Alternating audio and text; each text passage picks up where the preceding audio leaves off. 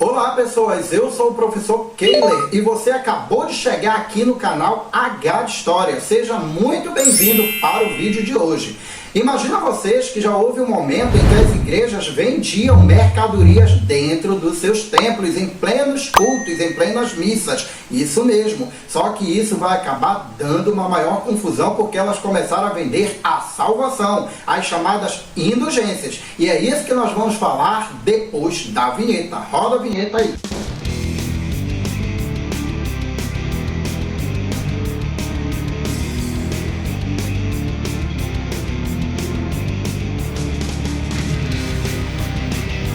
Quando a gente fala sobre as reformas religiosas, ou como alguns dizem, a reforma protestante e a contra-reforma, dá a impressão de que nós estamos falando de um movimento eminentemente religioso. Levando em consideração essa importância religiosa naturalmente que o movimento tem, a gente precisa também destacar aqui que o movimento ele é também um movimento econômico, ele é um movimento político, ele é um movimento social, porque ele vai ter desdobramentos em todos esses âmbitos. Essa contestação ao poder da igreja a gente chama de reforma. É claro que a igreja também vai reagir, e a essa reação a gente costuma chamar de contra-reforma. Embora a reforma tivesse ocorrido no século XVI, com seu início em 1517, lá no Sacro Império Romano Germânico, os movimentos contra a Igreja Católica já existiam desde o início da Baixa Idade Média. Lá no século XI, a gente já verifica os movimentos chamados de heresias, que eram práticas, discursos e contestações aos dogmas e, ao mesmo tempo, ao poder que tinha a Igreja Católica. Também destaca notórios críticos da igreja, como John Wycliffe e também John Hus, que esse último teria sido inclusive queimado pela Inquisição no início do século XV, por contestar o poderio da Igreja Católica e propor um novo modelo de religião cristã católica. Entre os fatores que a gente já pode apontar, então, como fatores que geraram a reforma religiosa, nós vamos destacar aqui algumas transformações que ocorreram nessa transição do feudalismo para o capitalismo. E a primeira transformação que a gente dá destaque é o fortalecimento da burguesia. É muito importante destacar para vocês que a burguesia é um grupo novo dentro desse processo de transformações. Ela seria exatamente aqueles mercadores que se transformaram em pessoas importantes do ponto de vista econômico e que estão querendo ganhar um espaço político e, ao mesmo tempo, fortalecer as suas transações comerciais. No entanto, a gente percebe que nesse processo de fortalecimento das atividades comerciais, a moeda começa a ganhar mais valor. A base da troca agora passa a ser produto por moedas, que a gente chama basicamente de comércio. E aquele escambo praticado muito comumente no período feudal, ele começa a perder espaço. Se o comércio ganha notoriedade e a moeda passa a se valorizar, automaticamente fortalecendo o comércio, a gente percebe que o bem mais precioso da Idade Média, que era a terra, começa a desvalorizar. E é exatamente aí que a Igreja Católica é afetada, porque a maior riqueza que a Igreja tem é exatamente uma grande quantidade de terras que ela acumulou ao longo dos séculos, principalmente durante a Idade Média, no período de formação e apogeu do feudalismo. A igreja está passando por um processo de empobrecimento. E para se defender desta situação, a igreja vai atacar o comércio com aquilo que ela tem de melhor, ou seja, o discurso religioso. É nesse momento que ela vai, então, praticar o discurso contra as atividades comerciais, chegando, inclusive, a demonizar as práticas burguesas. E aí a gente vai verificar, então, algumas doutrinas, como, por exemplo, a doutrina do justo preço e a condenação à usura.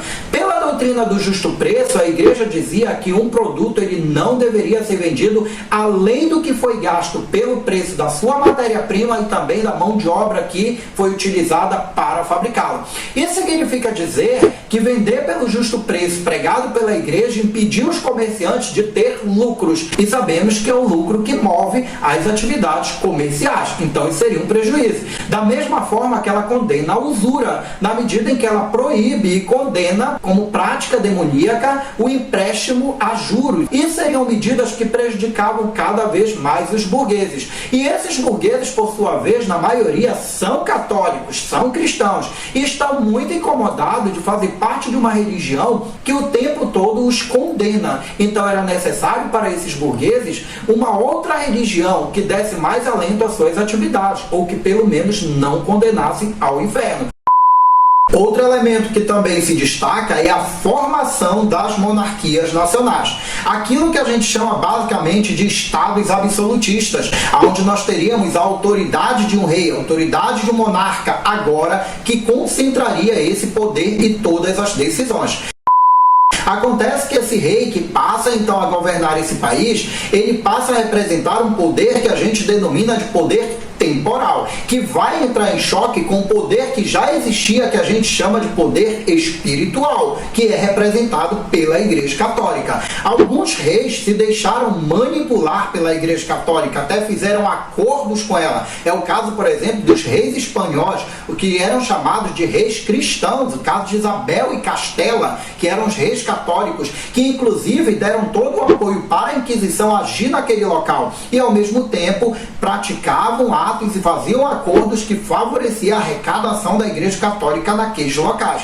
Só que quando o rei passa a ter autoridade em determinados locais, um aceita a autoridade da Igreja Católica e outros não aceitam.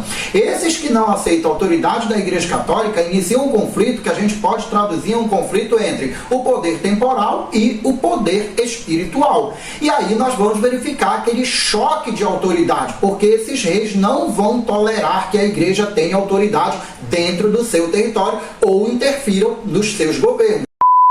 O Renascimento, que é um outro episódio também muito importante desse período, é um outro influenciador direto do movimento da reforma religiosa. Ele traz à tona um movimento que é humanista, de valorização e glorificação da capacidade humana, e ao mesmo tempo traz à tona o discurso antropocêntrico, negando então aquele teocentrismo medieval que colocava Deus no centro de tudo e como a coisa mais importante para que o mundo acontecesse e funcionasse. Acontece que o pensamento antropocentrista, ele coloca o homem no centro das decisões e ao mesmo tempo desvincula o homem de Deus. Ele vai dizer que muitas coisas acontecem não por vontade de Deus, mas exatamente por conta da ação humana. Então essa valorização do homem, ela vem à tona também com pensamentos racionais.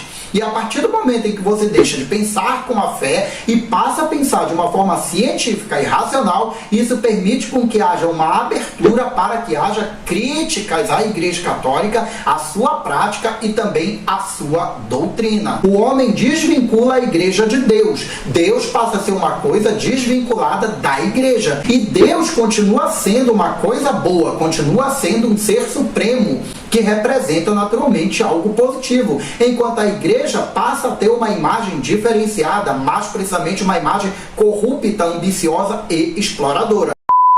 O outro elemento que a gente destaca também aqui são os chamados abusos da Igreja Católica. E entre esses abusos estariam inclusive práticas comerciais que a Igreja Católica, embora ela condenasse, ela praticava, ela realizava de uma forma extremamente abusiva.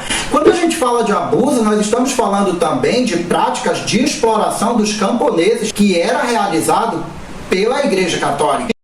Entre as práticas, a gente vai verificar então aqui a primeira, que era a venda de cargos eclesiásticos. Os padres, os membros da Igreja Católica, os membros do clero não passavam por uma preparação espiritual propriamente dita como a gente tem hoje. Eles muitas vezes compravam os cargos e compravam por um alto valor comercial, que ao se tornarem membros do clero e responsáveis por uma igreja e por uma comunidade, eles naturalmente vão utilizar-se de outras práticas para explorar, extorquir e ao mesmo tempo tirar dessa comunidade todos os bens materiais possíveis que eles pudessem então adquirir.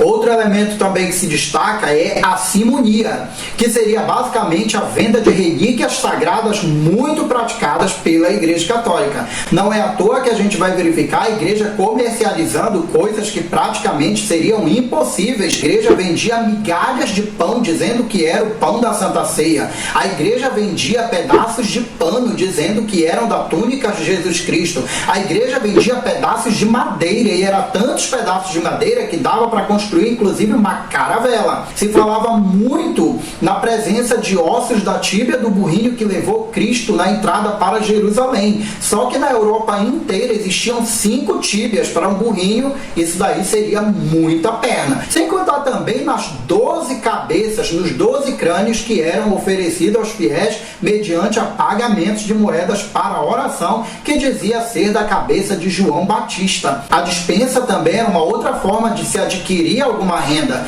e essa dispensa literalmente seria dispensar as pessoas de algumas práticas ou de alguns pecados, e aí mediante o pagamento a igreja vendia essa dispensa. Mas nenhuma é tão destacada quanto a venda de indulgências. O Papa, por exemplo, poderia emitir um documento assinado por ele que lhe perdoava dos pecados e lhe garantia a salvação. Isso era a indulgência, mas para adquirir a indulgência você tem que passar pelo confessionário, confessar os seus pecados, e aí então o membro do clérigo, o padre, o bispo, qualquer outra pessoa que for seu confessor, vai lhe dizer quanto é que você tem que pagar por aquela indulgência, que pode ser paga em moeda, que pode ser paga em produto e que pode ser paga em qualquer outra forma que seja rentável e interessante para os membros da Igreja Católica.